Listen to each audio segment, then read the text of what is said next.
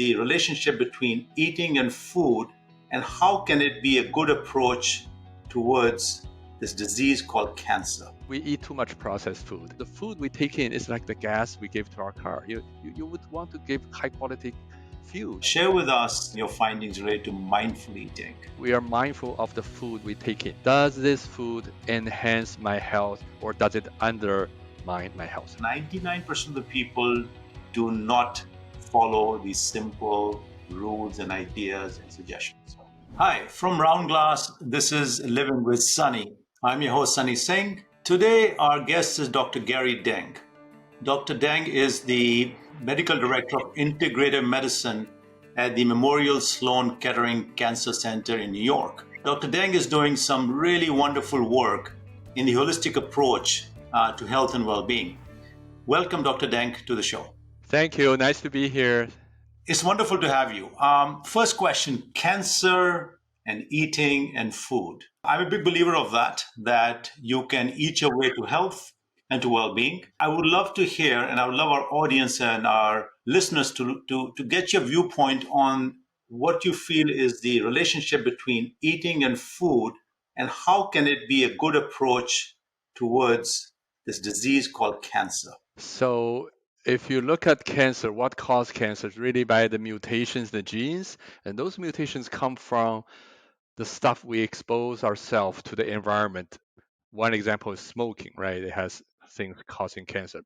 But another big part is the substance in our food. We take in every day, 3 times a day at least. If they're healthy, it helps protect the internal environment in our body and make it less friendly to cancer cells and more hostile. If we eat the bad things or bad way, it make it more friendly to cancer cells. And research, if you look at all the epidemiology research, some of the cancers most commonly seen in modern industrialized society are linked to diet and lifestyle. For example, breast cancer, prostate cancer, colon cancer, lung cancer, they're all linked to what we do to our body and to our mind day in, day out. Now, let's go dive deeper into that. You said the modern lifestyle, our diet, our nutrition, our food, what we do to our bodies. Tell me the kind of things that we are doing wrong. Just give us some examples. I want our listeners to listen to what are the kinds of things they start thinking, what are we doing wrong to our body and to our mind? And what should we be doing, especially when it comes to food and eating? There are several aspects of that. One is we eat too much processed food in a modern society. Our food supplies are so limited. It's made of mainly corn, wheat, and soy and potato. And if you go to the supermarket, most of the food is actually manufactured food, not real food. So we promote an eating habit we call it field to table, right? The closer to the field, the better. You should be able to recognize the original shape and form of your food ingredients rather than that come in a wrapper, the plastic, and so on. Because in the process of manufacturing them, a lot of nutrients are lost and other stuff is added to it. Another aspect is the amount of sugar and energy we take in, especially bad fat, like saturated fat. If you look at the modern Western diet, is very rich in simple carbohydrates such as white bread, white rice, white potato, and sugary food. Now, you pick up anything you usually get from the supermarket and look at the label, how many grams of sugar in there. You will be surprised. Some of the so-called healthy food will still have a lot of sugar. Sugar triggers an insulin response in the body, and insulin serves as a growth factor to stimulate cell growth. In addition, the red meat or lack of fiber or high animal fat has been linked to colon cancer because they change the microbiota in our gut. These are the healthy microbes in our guts that process nutrients and also help our immune system. So you can see the effect of nutrients on our body, especially related to cancer, is multifaceted. But the bottom line is, if we go back to the diet we ate maybe 100 years ago, a lot of our modern society's illness, including diabetes, high blood pressure, stroke, heart attack, including some of the most commonly seen cancer, will be a lot less than we are experiencing or we're seeing right now. So would you, Dr. Deng, advocate a more plant-based diet, or you're saying so one side you can say eat everything, but moderate, make sure the combinations are proper, the portions are proper. On the other side, you can go on a very plant-based diet. On the other extreme, people go on vegan-based or dairy-free diet, etc. What are your thoughts? We do advocate for a plant-based diet. A vegetarian diet or vegan diet is very healthy, although sometimes you have to supplement some vitamin D and vitamin B12, but it's very healthy, but it's not doable for a lot of people. And if a healthy diet cannot be sustained, the benefit will not be felt. So we promote a plant-based diet.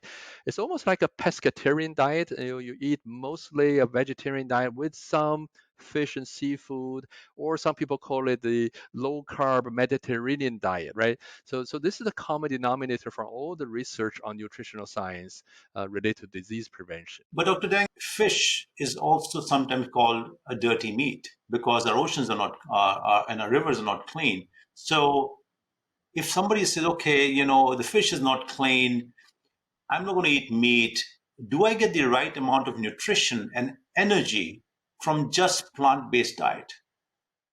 You can. There are many, many, actually billions of people who are on the vegetarian diet in the world, and they are healthy. But as I mentioned, for some people, it is hard to do. So we'll say you can eat some seafood and fish, and we advocate to eat smaller fish that are wild, and there's a very sustainable. There are a lot of them out there, like sardines, herrings, anchovies, rather than this big fish like swordfish and so on. They have a lot of mercury, and bluefin tuna has some mercury. So we don't advocate eating these big fish. We eat small fish, wild, free running, sustainable fish. That's what for them. They are not that. They are actually pretty clean if you harvest them from the deep ocean. Let me come to another topic related to food. What about consumption of wine? A lot of countries, a lot of societies love to have wine. The French love to have wine, etc.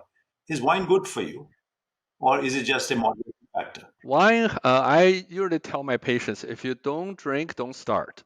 Um, if you if wine or alcohol is a big part of your enjoyment of a meal, small amount, maybe a glass or two once or twice a week. Because wine has a positive attribute, which is it enhances the meal, right? Because it brings the flavor out and so on, make the meal very enjoyable. And enjoyment of food is very healthy. We don't want people to eat food that they just hate because happiness is an important part for our health. On the other hand, you want to exercise moderation because alcohol, to a high extent, especially when you drink a lot, is a harmful material. It does, if you drink too much, it hurts your liver. You got cirrhosis. Women who drink one drink or more a day, there's an increased risk for breast cancer. So all this has been researched and tested. And for people who drink hard liquor, definitely don't do that because people who drink hard liquor regularly, if you look at the cancer incidence, they have higher risk of cancer from lip to tongue to throat to esophagus, stomach, pancreas, liver. The entire upper GI tract, the cancer risk is higher because the cells are stressed by this high concentration of alcohol. And when alcohol is metabolized, it's metabolized to something called aldehyde, which is a carcinogen. I'm not saying don't drink any wine at all because another attribute of wine is it helps relax you, and especially in the social setting. In integrative medicine, we talk about 6 pillars for good health. One of them is the social environment. We want good friends. We want to spend time with positive social relationships. If wine can serve enhance that experience and the moderation, it's a good thing. You also refer to something called mindful eating, and I believe in that. I believe that when you eat, you should be totally present in enjoying the food. Share with us your thoughts and point of view and your findings related to mindful eating. When we talk about mindfulness, it means we are 100% present at the moment, right? You immerse yourself in the things you're doing, but nothing else. So mindful eating, there's several layers. The first one, we are mindful of the food we take in. Is this food healthy? Does this food enhance my health or does it undermine my health? Like if I look at like a sugary donuts, I'll probably say I'm mindful of that. Even though I'm hungry, I want to eat it, but it's not good for me. I don't eat it. The second layer of mindfulness is when you're actually eating, pay full attention to it. Don't watch TV, don't read the newspaper, don't look at your phone. Instead, look at the food, appreciate the color, the texture, the beauty, and also when it's in your mouth, appreciate different layers of flavors and tastes and the textures. And when you swallow it, there's an aftertaste. So it's almost like meditation, or like the wine critics when they do wine tasting, they do this, right? They look at the color, they smell it, they feel it. And when we eat, if you do it this way, number one, you enjoy the meal better because you appreciate the goodness in the food better. Number two, it helps your digestion because there's a big connection between the nerve system and the digestive tract system. When you're eating mindlessly, you eat very fast, your digestive tract is not ready to digest food. But when you're eating purposefully, eat slowly with an intention, the brain will send signal to the digestive tract to make them make digestive juice, to make them move and move the food through. And all these enhance the nutritional value of the food you eat and the absorption of nutrients. I would almost say that the things that we are hearing from you, Dr. Dang, about eating mindfully, having a connection with your food when you're eating, purposefully, slowly, mindfully, having every component of your eating, breakfast, lunch, or dinner, being whole, so you have something of everything versus just a one thing, giving the gap between. You heard so many interesting things today. Would you agree that 99% of the people do not follow these simple rules and ideas and suggestions? I do not have this number, the data, the statistics. So I think 99%, maybe, I hope it's not 99%. But among the patients I have seen, those with chronic illness tend to have a higher incidence of unhealthy eating habit, because when the body exposed to this kind of metabolic environment for decades, it's going to break down faster. It's like you always add bad gasoline or gasoline with water or sand into your car. Your car is going to break down faster, right? So the food we take in is like the gas we give to our car. You would want to give high quality fuel to your car, and same thing, you want to give high quality fuel to your body as well. That is right. At Round Glass, our whole purpose is to show people how to live through holistic well being, how to live well, and through living well, claim the joy and happiness that is within you and all around you. Um, I want to, Dr. Deng, just focus quickly on your book, The Wellness Principle of Cooking for a Healthy Life. It's a good book with you have 100 simple recipes in there.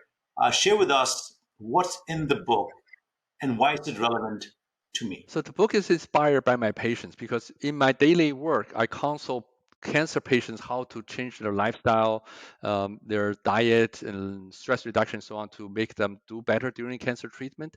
A lot of patients say, "Well, I want something more specific. This is all nice, but I want recipes. How do I do it?" So I said, "Well, maybe I should write one."